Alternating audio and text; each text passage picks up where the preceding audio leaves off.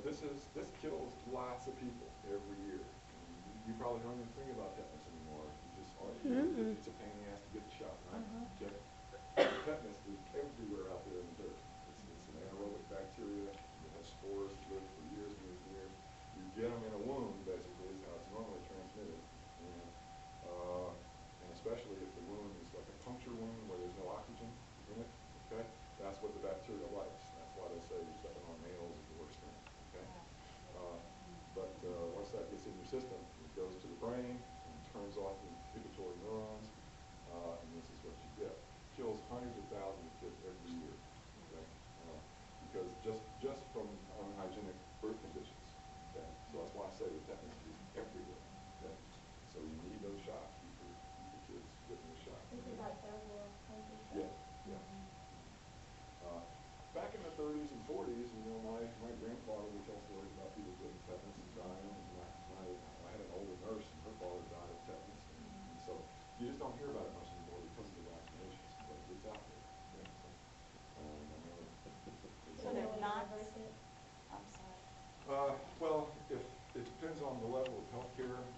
If you get paralysis of the diaphragm, you're going to suffocate. Okay, you're going to die of tetanus that way. And obviously, if that lasts too long, you can't eat, you can't drink, So you're going to have all sorts of electrolyte problems and that sort of thing, dehydration, and blah, blah, blah. But with good medical care and sometimes restoration, usually within a couple of weeks, they'll come out of it and give them antibiotics and treat them. So you can save people with it. But pretty much, yeah, pretty much. And I've only seen 2 patients with it in my whole medical career. And one of them, I was a junior medical student in charge of the case, taking care of it. So it's not real common in this country, but it's out there. Okay? Trismus is the medical term for the lockjaw. Okay? It's the masseter and the temporalis that are spasming, so you get that spasm. Rhizus means smile. Okay? Remember the risorius muscle is right next to the buccinator, that's the smiling muscle. Rhizus sarcoidonicus, the rigid smile. Epistotonus is the name for the arch back. Okay. Right here, I just thought I'd throw this out too. Botulism is caused by the opposite effect. Okay?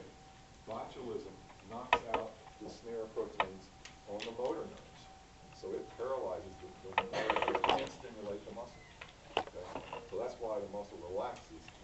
And that's just tiny bits of Botox toxin into the frontalis and the corrugator will take away all the wrinkles in the forehead and between the eyes. And that's what the women are doing. Get rid of the wrinkles, but I don't want botulism in my face. That's just weird. So, I got one of my friends with his wife is really good. She gets it all the time. But and I never see the difference. I mean, it's just inexpensive. I have a friend whose daughter has cerebral palsy, and her legs or her muscles are so tight, and they do therapy and everything, and they're thinking of doing Botox on the muscles in her lower leg. Interesting, yeah. They want to relax those muscles and all this sort of came out after I quit practice, so I'm not familiar with some of the newer stuff they're doing with it, but that makes total sense. Spasm just paralyzes the muscle. Well, my neighbor has a little boy. He's just turned 16, but for the last 4 years, he's had a problem where he can't hold his head up. He'll walk around like this, holding his head up, and it's something to do with one side or the other, the muscle. And they tried, there's a Botox treatment for that where they inject him, and it's real painful. But they inject one side with the Botox, and that's to make the other side start. I don't remember exactly what it was, but he went twice for the treatment, and it didn't help. But that was the treatment they suggested. They did the Botox injection for. Well, it may be there's a situation called torticollis. That's where the muscles in the neck spasm, and it can be caused by drugs. Sometimes it just happens out of the blue. But I used to see it several times when people would be doing, heroin and all sorts of stuff. Could that be passed on from the mother if the mother had been doing drugs? I'm really sure. Because see, he was I think 12 when they. When it started. Yeah. No, that is probably something that arose, but I just something like that. Well, he's really underweight, you know, looks malnourished, but he's not. But, you know, just something, there's probably something genetically wrong. Maybe. But I think his mother had done drugs when she was pregnant with him. Now, this is an actual effect of the drug. That's what I mean. So he'd have to take the drugs Right. to Oh, get okay. it. Okay. He used to give 50 milligrams of Benadryl, and some Valium, and there's a muscle relaxant. Benadryl for some reason relieves the spasms. Wow. I don't know the mechanism. But torticollis is a neck spasm of the splenius tapetus or trapezius. Okay? Right. So if you give Botox to one of those muscles, then the other ones will pull it up. That's what they were shooting for. Yeah. Paralyze that. So I think that's what you Oh, described. yeah. Well, they had said so, and of course my neighbor, she's a little older than I am. It's her grandchild. She's raised him since he was a baby. But she was trying to explain to me, and I'm thinking, how can Botox, shooting in a muscle, do something to straighten your neck? You know, but the more I learned, You have to paralyze the one that's spasming. that must be what she was telling me then. That's interesting. I'll learn something new every day. Okay. So here we go. Now just some more definitional type stuff. The words that are in the book. I don't think this one is in your slide. I had to add this because this was. Yeah, it's here. It is? Yes. Okay. This is an easy one to remember. An effector is anything that a nerve stimulates. It could be a gland, it could be a smooth muscle in a blood vessel, it could be a regular muscle, or even an organ. It could be like the adrenal gland. Anything that a nerve stimulates is called an effector. Okay? Now, let's go back up to motor unit here. One motor neuron, like this right here, any of the muscles that it will innervate and cause to contract, that's considered one motor unit. Okay? It might be 5 or 6 muscles like this one, or it might be hundreds. Right? Depending on how much fine control the brain wants on a particular type of muscle, you'll see less and less and less axons innervating a small group. Okay? So if you really want to control a muscle really well, like your eyes, the rectus muscles in the eyes and the superior obliques, there's one motor neuron for about every 5 muscle fibers, muscle cells. Okay? So that way you can get a lot of control in very small areas of these muscles, and the brain devotes a lot of area on the motor strip to your eyes and to your face and to your hands, almost more than the rest of the body combined. Okay? So they're finely controlling those movements. If you have a motor unit that's huge, like one axon, it'll have units going out, it might be a couple of hundred muscle fibers. That's the kind of thing you're going to see in the vastus lateralis, because you don't need a lot of muscle control, not a lot of fine control in a big muscle like that. But in your fingers, in your eyes, the motor units are pretty small. So it's that whole bundle, not just the ones it's touching? No, just the ones it's touching. Just the ones Yeah, it's touching? there might be another axon over here getting the rest of these. That's what I mean.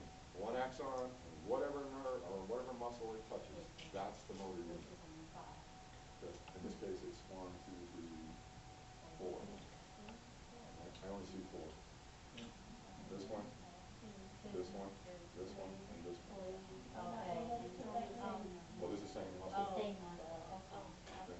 Would this be an example of an eye or a hand muscle? Well, yeah, it'd be something like that. Something like that? Yeah, where you have very few muscles to one axon.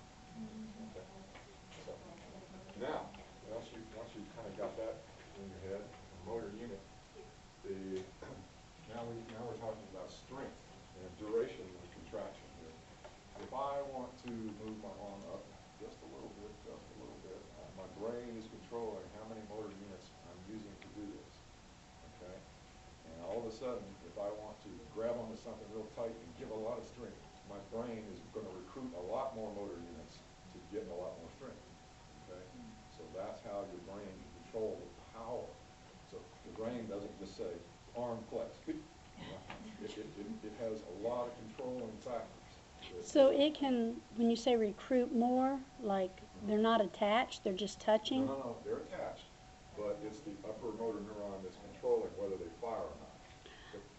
Your motor system, we might as well talk about just a second about this, but we'll cover it in the nervous system. But Okay. the axons that live, the bodies of the nerve that live in your motor strip of the brain, your motor cortex, that sends an axon down through your spinal cord to the motor body of a nerve that actually goes out to the muscle. So it's a double circuit. There's two nerves in the circuit. One's called upper motor neurons, and the other's called lower motor neurons. Okay? The upper motor neurons are the ones that are firing to tell the different nerves in the spinal cord how many units to use. Okay? And that's all being figured out in the brain. Okay? And that's, we have habitual things that we don't even have to think about. Our brain has wiring patterns and habits and things that we don't even have to think about it. I can walk around the room and talk to you. I don't even have to think about what's firing and how strong I have to put my foot out there. I don't have to think about that at all, because those are ingrained patterns that you've learned since birth. Okay? Riding a bike is another kind of thing. Habitual sorts of movements are all ingrained, and they have their own little map. And all you do in your frontal cortex is say, I want to use that map. Okay? You hop on your bike, and boom, it starts running that map, and you ride the bike.